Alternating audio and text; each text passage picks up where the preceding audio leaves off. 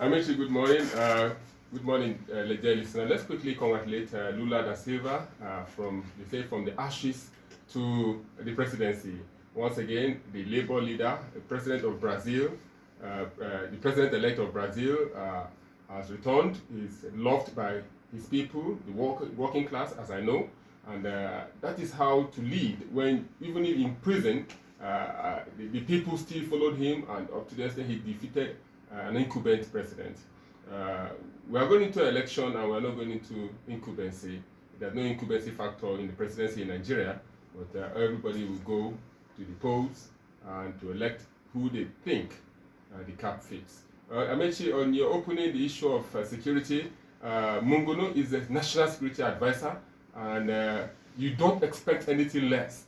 You cannot give out your country. You cannot give out the trust bestowed on you by the president for appointing you as national security advisor. We don't expect him to say otherwise. You don't expect him to say, oh yes, we are fidgeting, we are afraid, we are scared that the US, UK have issued advice, oh let's go hiding. No, he won't say that, because we are not giving up. That is the spirit of a leader. That is the spirit of government, that should be the spirit of government officials. You see what is happening in Ukraine and Russia. The Ukrainian president is not giving up. He wears his t-shirt, he goes, roll off his sleeves, and he addresses people with boldness and confidence. That is how to lead. I'm not saying that I give Mongono 100% for what he's saying, because you and I rate the US and UK as highly tech and highly sophisticated in gathering of security informations. Probably they have used their high-tech technology to gather this information, and they are boldly hitting their chest to say, this is what we have observed, and this is what we noticed, and this is the alert we are issuing. So I don't think the Mongono should wave it by the side, even though I know he must defend his government. I know he must be bold to say, yes, we are not scared, and there's nothing happening. Give the citizens confidence. That is what is expected of every government. You give confidence to your citizens so that people will not be walking on the street and they see somebody run past and they go hiding. But what is the takeaway from the security advisory? How well have we secured our schools? How well have we secured our public places? That is the question. Even if the US had not issued advisory, I know that in the FCT that I live, security operatives have been doing their best. But the only thing a citizen will always ask for is increase the surveillance. Employ technology to ensure that you don't fail the constitution you sign on the day you are sworn in as president, as governor, even as local government chairman. Amici, good morning to you, good morning, listener. As we speak, Amici, we have 115 days, 22 hours, 37 minutes, 8, 9, 7 seconds to the 4 seconds now. Yes, 3 seconds, 2, 1 second to the 2023 presidential and National Assembly elections. Just as INEC is preparing, the security agencies are also preparing. The citizens must also prepare. Yesterday, the president, before he left, he addressed the top hierarchy of the police force in Owerri. They are currently meeting in Owerri. Through who? Sorry? Who represented him? No, he was there. He was there. Okay. But he left for where, Stephen? He left for London for a medical, tourist visit or a medical checkup. Oh, okay. You know, so and he said they should be apolitical, and they should be non-partisan. And to me, that is very strong. He said the use of federal might should not, be exercised in the 2023 election, and he re-emphasized his drive for a legacy of a free, fair, credible, and acceptable elections. Definitely we'll call on them to. We've always said, look, the orders don't come. Now this is another order, so we expect that, the police, they are actually there with other security agencies saying, look, we're going to want to map out, study the roadmap to the 2023 elections and see where the flashpoints are, what needs to be done, way ahead of that time. It's commendable. as it were. And Abulu, I don't think that the National Security Advisor was just giving us a confidence talk for the sake of it. This has been in the news, I think, since Tuesday last week or thereabout, that this issue has been on. We recall that even on this program we said, look, they need to engage with the US authorities and all the other missions or authorities that have issued advisories, terror alerts and all of that. And I think that has been done, at least to as much the Foreign Affairs Minister, confirmed that they've been engaging with the foreign partners, and all of that. And I think what he said is also boiled out of the fact that, look, they've combed the town, they've ran through their own intelligence and security networks, as it were, and they found perhaps nothing. Even the trade war issue that everybody was talking about, we've come to discover that it was related to an issue in Kogi State.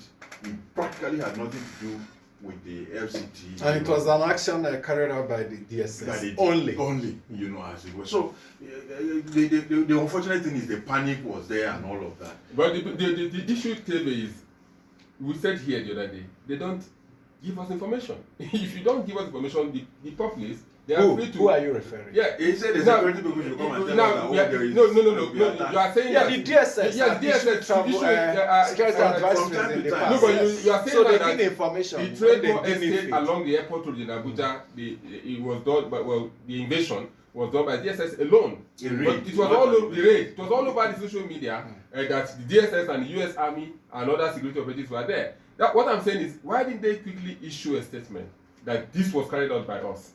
Because the information has gone everywhere that it's not only the DSS that did it. And if now, when the head is off, this now you are coming to tell us that it's only the DSS that carried it. I think the issue with this particular management of this crisis, I think it boils down to this issue I've always said, the National Security Advisor traveling with the president. Even to this South Korea, the man follows the president there. So when this happened, there was nobody on ground to coordinate and to give out the kind of information you are expecting. Nothing happened until they came back on the Friday. Minister of Defense? Nothing. Minister of Interior was on ground? Chief of Defense Staff? Are they coordinating? Can they talk to the military? Can they talk to the other? Don't forget that that the National Security is the coordinated center. Yeah. So there was at least the Minister of Defense is for the services of the armed forces. While the National Security Advisor goes beyond the armed forces to the police, the DSS. So that's the issue. And as it were, security issues are not things you talk on phone. I don't expect him he will be in South Korea and be discussed because you don't know who there are secure lines. So these are some of the issues. He should not have, maybe on some where they are discussing security issues and all of it. But if the guy is even going to Benin Republic, he follows him. Oh, you mean if there are security issues that demand his attention there, the security issues that will demand his attention there. When they go, you and I know now, the memorandum, the bilateral discussions and all, they don't bother on security. When the president went to, were they not discussing exports and all of that? Sometimes when there are security issues, they don't put it out there that they are going to discuss. But the National Intelligence Agency, the DG, is always with the president. That has to do with foreign issues. Portfolio, National Security Advisor. No, not Malami. Mongono, National Security Advisor to the president or to the nation. He advises the president. And as an advisor to the president, is wrong, should always be around the president. That was the vacuum. That was the vacuum. Because I know, you rightly said, gentlemen, now that the Nigerian government has said it's force, the US have said we have it. We have hints that it may happen. UK, many other countries said yes, it may happen, but the Nigerian government says it will not happen. I mean, one of the construction giants I'm sure you've seen the statement they issued. They said last weekend, of all the advisories that we saw, they were more specific. They said last weekend that was when the attack or all of that were expected to happen. So, and from what we've seen, it has not. And I want to believe the security intelligence and the security and intelligence community of my own country, if they have told me that, look, we are safe, and I'm also seeing on the streets, even in my neighborhood this morning, we woke up, we saw DSS people, even though I didn't expect them to be there and wearing their DSS. If we wear plain clothes and you are carrying out your duty, that would, to me, would be more of intelligence than, because if I So see a you saw DSS heightened security? yes. And what did you see? I saw a number of them in trucks, in their trucks driving around, and also some of them on foot, standing And by. that is abnormal in Abuja. But it's normal elsewhere. Elsewhere is normal. At every intersection, you see security men. But in Nigeria, a greater chunk of our security men are deployed to private individuals. That's the sad thing. And the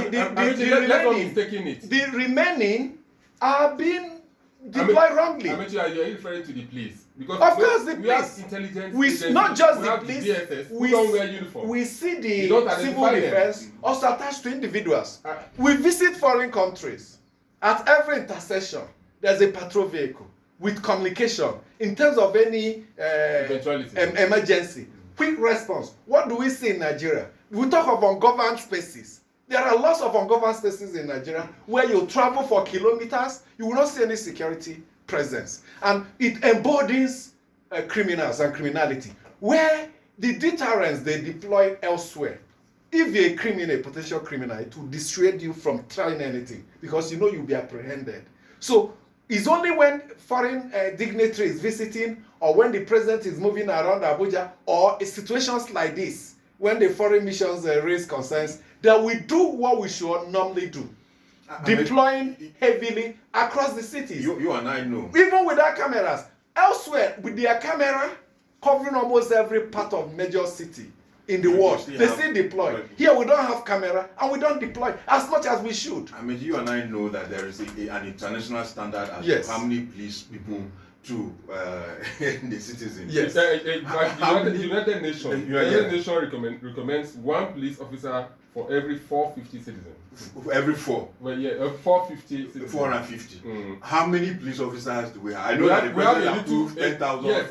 As before then, we have about 390,000. So with 10,000, we have roughly 400,000 police officers. So that's a challenge. But you and I also know that there are young men and women who are ready to join the police force, who are ready to join the military, just that they don't have the opportunities, and because they don't know one or two persons, they cannot, have such access. And in Lagos, where perhaps the absence of security, and as we see elsewhere, men have led to a situation where the Agberos are in control. Indeed. So we have gotten mails there telling us that there are Agberos for Okada, there are Agberos for truck drivers, there are Agberos for pickup, and the strike by commercial bus drivers in Lagos is because of extortion. Now, look at Abuja. Have you seen what is happening in Area 1 roundabout in Abuja? What have you seen lately? Hoodlums. No. I've not. Well, before now, Area 1 in Abuja is under the control of Agberos. They control it. Okay. Under the bridge. Under the bridge. Yeah. They determine what goes on there. If there is any criminality, they are the ones that render justice. They can beat you up, they can lynch you, or they do whatever they like with you. But lately, the FCT authorities appropriated Area 1. Now you move freely. Pedestrians are coordinated. You don't pack and pick. The deployment in Area 1 is so much that the Agberos were driven away. And I asked, what did the FCT do? Can they muster the strength and courage? Because it demands a lot of logistics to replicate across Abuja. And that is also what is happening in Anambra State, where Governor Soludo has moved against Agberos. He's dislodging them and chasing them away. Lagos needs to copy, because what the Agberos collect, some people did the mathematics in Lagos, it runs into hundreds of billions of naira. And they are not well accounted for. Lagos Who collects that money? Lagos issue is pathetic. Because Amechi, you have the National Road Transport Union workers collect their levy. You have local government chairman collect his levy. I think some of them. You have the Alaye collect their levy. You have the levies are up to 10. You see them patrol, for one driver, stop vehicles, enforce issues. In a modern society, these are things security state agents should be doing. But because state agents, the state have abdicated this responsibility. You see people in communities, you see people gather together and decide what will happen. That is what you are referring to when you talk about checkpoints when traveling. Yes. Now, you didn't talk about extortion, but you said the checkpoints were a lot of them. So these extortionists, or what they call them, the people that extort Nigerians, yes. their touts, what measure, what can we do, what policies can government put in place? First and foremost, we need to change our attitude, our approach to nationhood. We need to know that this is our nation. We need to be sacrificial in making sure that we make ourselves better and make the nation great. Unfortunately, in some of these places, some of these agueros are patronized by government. They use them as thugs. They use them, push them forward, and stay behind. And this is election time. Some authorities, and these are the people that they deploy during the election. So it will be difficult. But perhaps it will be different this time around in 2023 because people don't usually come out. The few that come